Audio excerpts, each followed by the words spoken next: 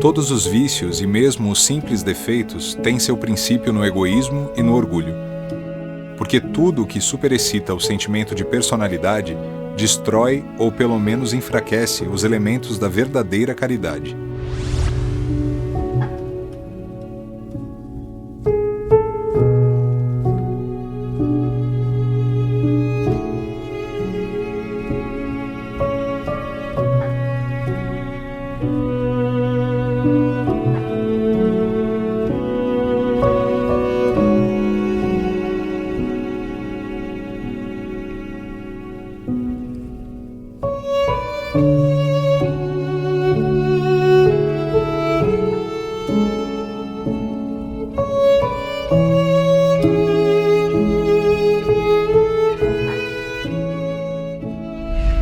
Você acredita que é possível fazer uma transformação na sua vida?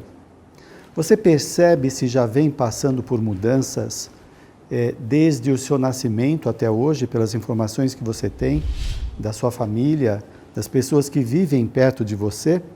Se há grandes mudanças, poucas mudanças, se os nossos hábitos do passado estão se repetindo no presente, tornando a nossa vida apenas uma repetição. Nós não podemos entender, eu sou assim, eu nasci assim, eu vou morrer assim. Não, nós estamos aqui exatamente para agir hoje de uma maneira melhor do que agimos no passado. Tem pessoas que, lembra, que diziam antigamente, pau que nasce torto, morre torto. Eu falo, que triste, porque aí como é que fica a mudança? Como é que fica a lei de progresso? Como é que fica a lei de evolução?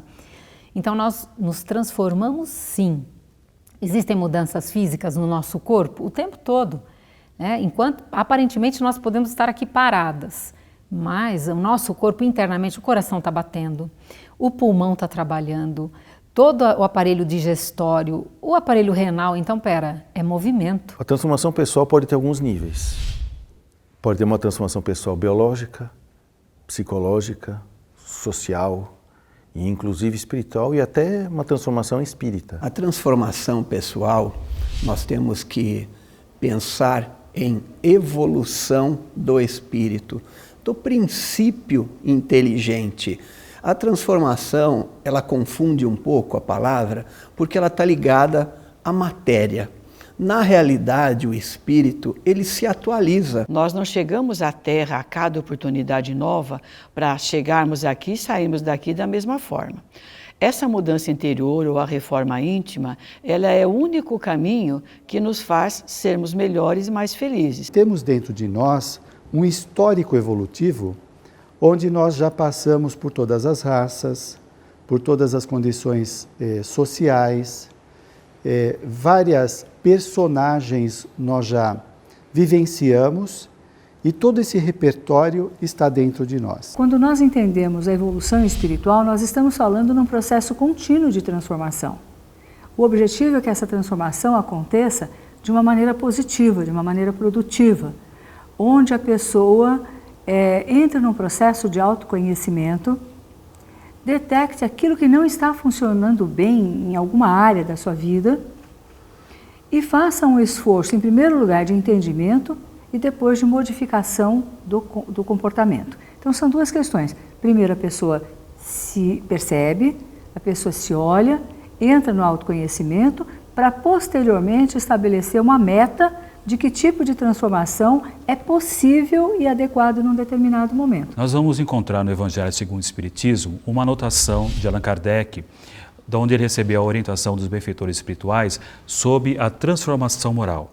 Se conhece o verdadeiro espírita ou cristão pela transformação moral e pelo esforço que ele faz para ser hoje melhor do que ontem e amanhã melhor do que hoje. A transformação pessoal é realmente uma necessidade na vida da criatura. Ela expressa especialmente uma mudança de mentalidade, mas isso só acontece se a pessoa despertar para o sentido da vida. A mudança interior influencia demais nos acontecimentos cotidianos. Se nós temos uma mudança interior elevada espiritualmente falando, moralmente dizendo, nós teremos uma vida mais feliz no cotidiano. Se for o contrário, certamente não teremos uma vida com grande significado. Você pode pegar uma pessoa omissa, sempre está fugindo da responsabilidade. Aparece um entrave, ela se esconde. E muitas vezes se esconde através da bebida, da droga, do excesso de sono, do shopping terapia, da cerveja terapia. São várias terapias que a pessoa usa como subterfúgio para sair daquilo lá. Omissão, o comportamento belicoso, o comportamento pacifista, a determinação de um indivíduo enfrentar situações, não é? São traços que nos tipificam, que nos marcam, não é? Que as pessoas até conhecem. Nossa, tal pessoa é criativa ou é determinada, é objetiva ou é omissa. Nós temos que pegar este comportamento e começar a trabalhar. Aqueles que são bons, bacana, legal, eu vou reforçar. Aqueles que são nocivos, dispensáveis, obsoletos, eles precisam ser trabalhados. Por vezes falamos tanto de uma transformação muito grande e o que a gente pode é menos. Então a transformação todo dia a gente faz um pouco. Já se sabe que os cães, eles têm uma audição muito maior que a nossa. Por quê? Tem uns apitos que só o cão ouve, nós não ouvimos. Então a percepção é que constrói a nossa realidade, que são os acontecimentos cotidianos. Se eu tenho uma percepção mais limitada, a minha realidade vai ser limitada. Quando eu amplio a minha percepção, eu amplio a minha realidade. A mudança interior, ela muda totalmente o nosso cotidiano. Ou seja, a partir do momento que eu mudo, eu também vejo o mundo diferente. Transformar-se é analisar-se, é perceber se tudo aquilo que você está vivendo, no momento em que você está vivendo, te faz bem, te traz tranquilidade, te traz felicidade e isso te dá a possibilidade de um relacionamento tranquilo com o seu próximo, né? que é importante para todos nós. Então, para mim, transformação pessoal é adaptação àquilo que você está vivendo. Então nós aprendemos sempre, né? Se atualizar significa mesmo se exercitar no amor. Ser aquela pessoa que, através daquilo que ela coloca como princípio da sua vida, o leva a pensar diferente e melhor sobre todas as coisas da vida. Faça em você a mudança que você quer ver no mundo. Muitas vezes até as pessoas chegam à casa espírita esperando que o outro que não veio mude, porque para aquele que veio buscar ajuda, muitas vezes o outro é a fonte do sofrimento. Mas se nós olharmos para a vida como eu necessito da transformação, é um convite a mim, quando se apresenta alguma dificuldade no meu caminho, eu que necessito modificá-la. Por exemplo, se no meu trabalho, muitas vezes a pessoa tem uma indisposição enorme com um chefe, por exemplo, batalha, vai lá e busca outro trabalho. E incrivelmente encontra outro chefe igual. A nossa vida presente está esboçando o nosso futuro. Você quer ver o que vai ser um amigo seu, um parente ou você mesmo? Olha seu comportamento.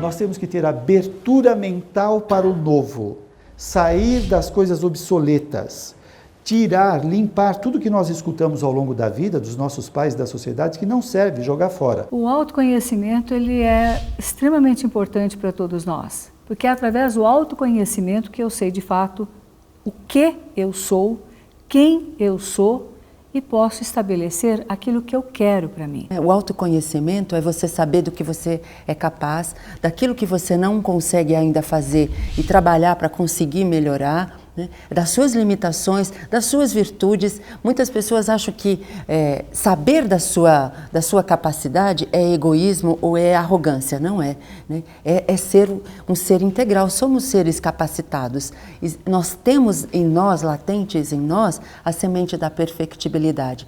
E precisamos nos conscientizar disso. Nós somos produtos ou consequência dos nossos hábitos. E devido ao fato de estarmos ainda nos primeiros degraus de uma evolução infinita, estes hábitos não são ainda aqueles que nos predispõem ao crescimento, à convivência, a atitudes adequadas. Nunca se vendeu tantos livros de autoconhecimento e nós continuamos procurando o nosso autoconhecimento no outro, procurando efetivar a nossa mudança, o nosso conhecimento no outro. O autoconhecimento é nosso. Santo Agostinho nos dizia que todos os dias fizéssemos uma análise profunda das nossas ações. O autoconhecimento não está em nenhum livro de um expert formado em uma grande universidade de Massachusetts ou qualquer que seja. Se nós pudéssemos compreender apenas o Sermão do Monte de Jesus, nós já teríamos aí a primeira lição e o grande propósito de fazer com que busquemos primeiro a nós. Nós sabemos das nossas fraquezas, mas temos que enfrentá-las. A nossa vida presente está esboçando o nosso futuro.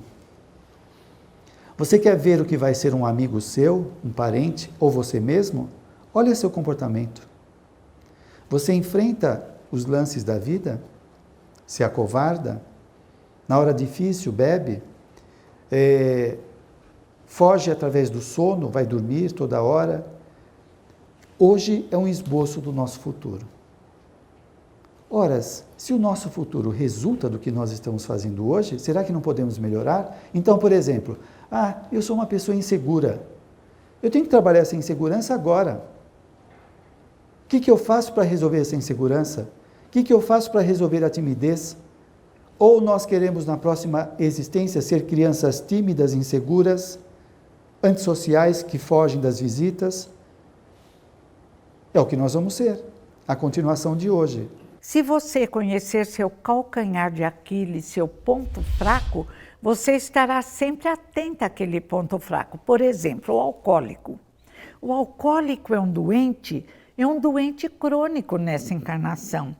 Ele aprende nos Alcoólicos Anônimos que não pode beber. Se ele bebe, volta tudo de novo. Mas não é só o alcoólico que tem problema, o pensamento obsessivo, ou a depressão, ou o pedófilo, ou qualquer pensamento obsessivo exige tratamento e atenção constante, porque são vícios milenares que nos acompanham. Nos acontecimentos do passado, nós fomos formando uma forma de pensar meio radical. Infelizmente, nós somos ainda um pouco teimosos, um pouco egoístas, e o orgulho, ele não nos deixa modificar. Quando alguém nos diz, olha, você precisa mudar a sua forma de ser, você precisa rever a sua forma de agir. Aí o nosso orgulho grita dentro de nós. Não, mas por quê? O meu ponto de vista está correto, eu não tenho o porquê rever valores. Nós não somos produto só desta vida terrena.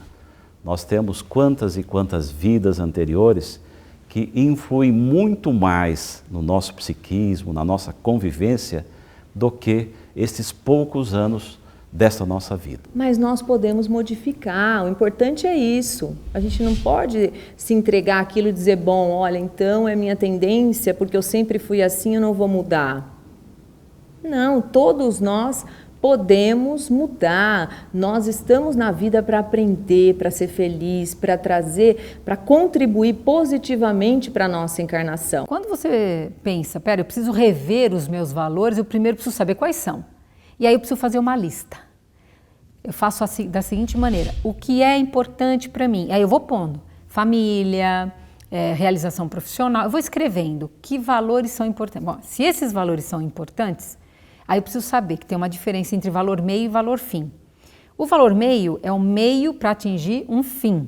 Então, quais são os valores fins? Amor, realização, felicidade, plenitude, que são esses sentimentos mais perenes. O que são valores meio? Profissão, família, dinheiro, que são os meios para eu chegar a sentir os valores fins. Então, quando eu faço essas perguntas, escrevo o que é importante, eu posso rever. Peraí, mas eu quero que, de repente, a realização financeira, para mim, esteja acima de tudo? Ou minha realização profissional? Ou o que eu tenho na minha vida que eu dou mais importância? Eu coloco e aí eu vou refletir, aí eu vou rever. Em que numeração eu quero que na minha vida esses valores me guiem no processo de evolução? E a espiritualidade é um valor? Está na minha lista? Não está? Eu preciso rever? Eu preciso colocar num papel de destaque? Estudando o Livro dos Espíritos, na última parte, na quarta parte, nós vamos encontrar duas questões de grande interesse. A questão 919 e a 919A. No 919, Allan Kardec pergunta aos benfeitores espirituais como nós poderemos fazer para mudar nessa existência e conseguir resistir aos arrastamentos do mal. E os benfeitores respondem a Allan Kardec: um sábio da antiguidade já vos disse, conhece-te a ti mesmo, referenciando-se a Sócrates. Mas Allan Kardec volta a perguntar aos benfeitores espirituais: conhecemos o sentido dessa máxima, mas como nós poderemos fazer de forma eficaz para conseguir essa transformação, esse autoconhecimento?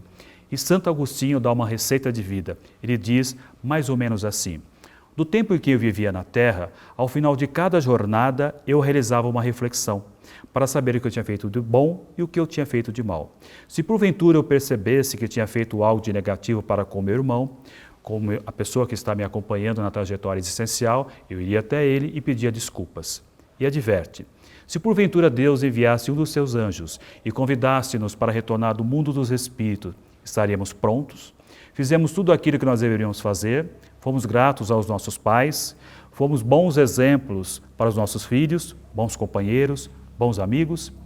E arremata dizendo: se porventura tivermos dificuldade em entender esse item, recorremos a Jesus, que pede para que façamos aos outros aquilo que nós gostaríamos que os outros fizessem conosco. Se você fizer uma autoanálise, pelo que você é hoje, você consegue deduzir que aspectos você traz da sua vida anterior. Por isso que é importante correlacionar. O que eu já trouxe, que a família fala, parece que veio pronto isso em você. E o que você adquiriu e o que você quer se tornar. Então são 3 momentos, passado, presente e futuro, porque nós vivemos sempre num estado de vir a ser. No que você quer, porque aí você se constrói, você é co-construtor da tua própria essência e identidade. A partir do momento em que você tem um sincero desejo, e eu até ouvi dizer que para você fazer mudanças na sua vida, você tem que ter a vontade como se fosse a fome de 3 leões. Então eu costumo dizer que é o sincero desejo. Quando bate o sincero desejo, você vai lá e faz. Você só percebe que é trabalhoso, é sistemático, é metódico e que demanda um tempo. Tal qual você pegar um pouco de levedura, que é fermento, e colocar na massa. No que você colocou, já agora começou a fermentação. E vai demandar um tempo e quando você vai olhar lá, a massa já está transbordando da bandeja. Enfrentar é o primeiro meio que você tem para conquistar o seu autoconhecimento. O processo de transformação pessoal, ele é muito focado na questão de que espírito eu quero ser nos próximos 10 anos.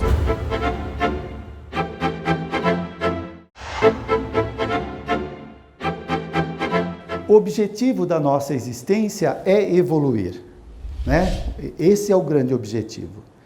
Se isso estivesse mais conscientizado em nós, talvez teríamos menos dúvidas, menos medos infundados, por causa das fantasias que geram a ideia da finitude da vida e também de que estamos aqui só para sofrer. O conhecimento da espiritualidade é um atributo de um nível de consciência. A mera informação disso não transforma ninguém, mas nem todo mundo tem despertar espiritual. Existe até uma estatística que diz que só 25% da população encarnada tem o despertar espiritual, né? A sensação da espiritualidade. O resto só tem informação, né? De que existe espiritualidade, vamos dizer assim. E às vezes nem sabe muito bem o que isso significa em termos de prática no dia a dia. O processo de transformação pessoal, ele é muito focado na questão de que espírito eu quero ser nos próximos 10 anos. As pessoas têm metas para comprar casa, para comprar carro, Mas será que tem uma meta para que espírito quer ser daqui a 10 anos? Que espírito ela quer ser daqui a algum tempo? E quais são os passos que eu tenho que dar no sentido de fazer esse crescimento, de estabelecer esse espírito que eu quero ser? Então, quando nós falamos de Deus e do processo do Criador em relação a nós estamos falando de um espírito que ele começa de uma forma simples e sem conhecimento, mas já potencialmente pronto, já potencialmente perfeito. Todo o trabalho de evolução é o tirar de dentro. E isso, nós temos várias ferramentas. Com a ajuda do conhecimento espiritual, nós poderemos superar os obstáculos, primeiro, lembrando o capítulo 17 do Evangelho, que diz assim, sede perfeitos. E as pessoas confundem, elas querem ser perfeitas aqui, nesta encarnação. E a sugestão é sede, quer dizer, vamos sendo, vamos nos aperfeiçoando. Então, precisamos rever esse conceito da perfeição. Vamos abrir mão de querermos ser perfeitos aqui e agora nessa existência. Isso ajuda muito, porque tira um peso enorme dos nossos ombros e nos deixa um espaço livre para colocarmos novos hábitos, arejarmos a nossa vida. Nós sabemos que o Centro Espírita tem condições de ajudar a pessoa na busca da autorrealização, na busca do conhecimento de si mesma. É claro que isso só a própria pessoa pode realizar. Ninguém pode fazer por ela aquilo que ela tem que resolver dentro do seu mundo íntimo e no destino que vai dar à sua vida. Mas o Espiritismo traz para as pessoas uma visão totalmente nova e nos ensina como pensar como espírita. O importante é isso. Quando a pessoa consegue introjetar as diretrizes espíritas no seu mundo íntimo, quando ela já está mais familiarizada com essas diretrizes todas, o que vai acontecer? Ela vai entender que precisa viver os ensinamentos da doutrina. No Centro Espírita, ela vai receber uma ajuda moral, espiritual daqueles que fazem esse acolhimento e também um reforço para que consiga, então, alcançar esse fim maior da sua vida. O conhecimento espiritual dá para a gente essa fortaleza, porque imagina se você acreditar, por exemplo, no materialismo, basicamente, que é só matéria. Aí você vai se perguntar, para que eu preciso passar por esse sofrimento? Eu não preciso evoluir nada, eu não preciso me superar, eu não preciso sofrer, entre aspas, para superar algum limite ou uma deficiência que eu julgo que não está legal em mim. Então, se nós não acreditarmos que a questão do conhecimento espiritual, das reencarnações, da imortalidade, de que tudo que nós aprendemos vai ficar gravado em nós, todas as benesses, tudo de melhor que nós vamos fazendo por nós e pelos outros, fica absolutamente retido em nós. É um recurso inesgotável. Então, quando nós centramos esse processo de aprendizado, de atualização, gerando para nós um futuro melhor, um futuro para aqueles que estão ao nosso lado, aí sim nós realizamos a transformação que o mundo solicita. É a conduta que nós temos que começar a assimilar. Conhecimento nós já temos e temos que buscar cada vez mais e começar a traduzir este conhecimento em ação. O conhecimento, ele é nulo se ele não for colocado em prática. O intelecto, ele tem que se enriquecer, mas é a prática da vida, é a vivência doutrinária, é a vivência do Evangelho que justifica o nosso conhecimento. Nós podemos ter uma imensa biblioteca de livros espíritas, podemos ter lido todos eles, adquirido todo o conhecimento que a nossa capacidade comporta, mas se no dia a dia nós não vivenciarmos, nós não vamos superar nenhum obstáculo. Por exemplo, o indivíduo vai tomar passe no centro e ele tem ódio de alguém, ele não perdoa. Não tem alguma coisa errada? O indivíduo vai fazer um curso de filosofia, algum curso de religião, e na empresa ele puxa o tapete dos amigos. Também não tem alguma coisa errada? O comportamento moral é isso, espera aí, eu tenho que ser coerente em todas as situações. Nós devemos procurar exercitar o que lemos. Nós somos muito bons no discurso, na leitura, mas falta nos colocar em prática esse belo conhecimento que é a doutrina espírita. Um exemplo na Revista Espírita de julho de 1865, em que Kardec justamente traz um exemplo bastante semelhante que pode ilustrar aqui esta nossa colocação. Há um rapaz cego que poderia ser curado através do tratamento de um magnetizador, e ele não consegue a cura, ele não alcança a cura, justamente porque ele não está predisposto a se modificar moralmente e receber aquela magnetização, receber aquela cura e se melhorar. É bastante interessante o exemplo nesse sentido. Qual é a prática? O que eu faço no dia a dia com esse conhecimento? Tem que ter instrumentos, tem que ter instruções e tem que ter instrutor para te ajudar nisso. Os instrumentos nada mais é do que você usar o que você tem, que é o que a gente chama do seu real tamanho, aquilo que lhe é possível, biologicamente, psicologicamente, social, espiritual e espiritamente. A instrução tem a ver com as experiências que se apresentam para você. Então, por exemplo, eu vou ter a experiência de um carro fora da estrada, que tem pneu lameiro e amortecedor reforçado. Só que a experiência que me passa é uma estrada asfaltada. É diferente, eu vou ter problemas. E é enfrentando essas diferenças que eu vou desenvolvendo novas habilidades. É enfrentando as dificuldades que eu desenvolvo novas habilidades. E eu preciso ter instrução para isso. Você vai dirigir um carro de fora da estrada para andar na lama, para andar na estrada. Quais são as instruções? E é importante ter instrutores. E aí você escolhe um instrutor que mais se tiver afinidade de acordo com o teu perfil.